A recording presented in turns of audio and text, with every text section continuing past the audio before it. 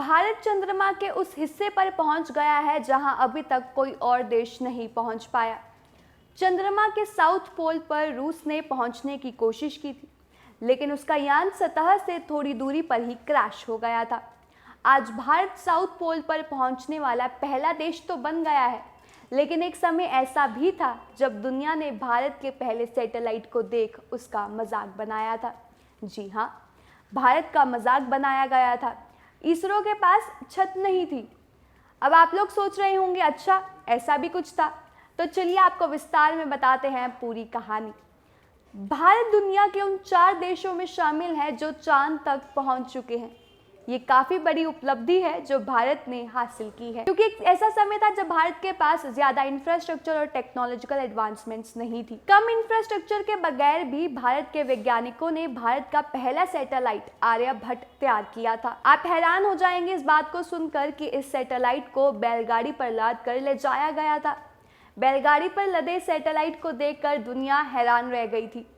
चंद्रयान के लैंडर विक्रम का नाम हमारे देश के बड़े खगोल शास्त्री विक्रम साराभाई के नाम पर है। 1966 में Indian national committee for space research के डायरेक्टर रहने के दौरान उन्होंने अपने एक पीएचडी स्टूडेंट को बेंगलुरु बुलाया। उसका नाम था उडुपी रामचंद्र राव। उस वक्त वह अहमदाबाद में सोलर कॉस्मिक रेज फिनोमिना पर रिसर्च कर रहे थे।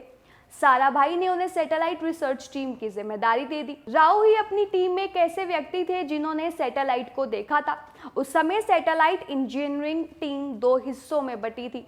एक थी Thumba equatorial rocket launching station और दूसरी पीआरएल अहमदाबाद। 1971 में साराभाई के निधन के बाद सतीश धवन को इनकोस्पार की जिम्मेदारी दे दी गई।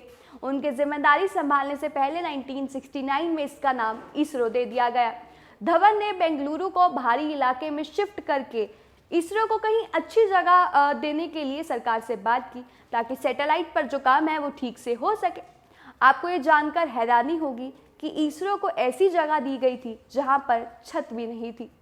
पहले तो इसे आईआईएससी के जिमखाना में शिफ्ट कर दिया गया था, लेकिन बाद में सरकार ने इंडस्ट्रियल इलाके में शहर से बाहर एक टिन शेड उपलब्ध करवाया। यहाँ पर भी सुविधाएं ज़्यादा नहीं थी, सुविधाओं की यहाँ पर भी भारी कमी थी।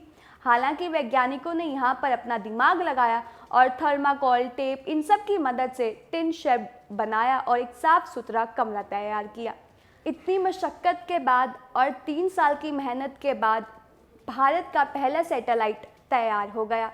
इसको नाम दिया गया आर्यभट्ट। इस सैटेलाइट को बैलगाड़ी पर लाद कर ले जाया गया। अमेरिका की अखबारों में बैलगाड़ी पर लदे इस सैटेलाइट को देख तस्वीरें छपी और उसका मजाक बनाया गया। राव ने एक और जुगाड़ लगाया। भले ही इस सैटेलाइट को खुले एरिया में लॉन्च किया जाना था, लेकिन उस दौरान आसपास कुछ ट्रक खड़े हुए थे कि ऐसा लग रहा था कि वो एंटीना का काम कर रहे हो। 2017 में राव ने करीब 18 और सैटेलाइट डिजाइन कर दिए थे। लंबे समय तक वो इसरो के चेयरमैन रहे और 2017 में 85 साल की उम्र में उनका निधन हो गया। आज बेंगलुरु के इसरो सेंटर पर पूरी दुनिया की नजर रहती है। यही चंद्रयान तैयार किया गया था जो आज चांद पर टहल रहा है। एक और हैरानी वाली बात आपको बता दें कि चंद्रयान 3 को राव सैटेलाइट सेंटर में ही तैयार किया गया। लेकिन बात यहाँ पर यह है कि जिस तरह से बैलगाड़ी पर सैटेलाइट को लाद कर ले जाया गया था, वो हर जगह फैल गया था। बहुत सारी इंटरनेशनल अखबारों में भी इसका मजाक बनाया गया।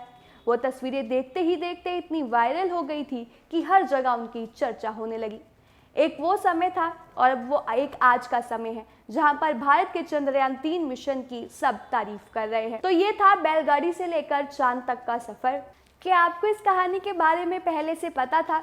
अगर हाँ, तो हमें कमेंट सेक्शन में ज़रूर बताएं।